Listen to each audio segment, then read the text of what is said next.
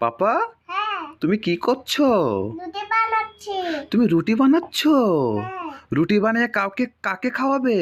গণেশে গ- কোথায় ওই খিদে পেয়েছে না গণেশে আমি খাওয়াবো। ও আচ্ছা আচ্ছা, তাই নাকি?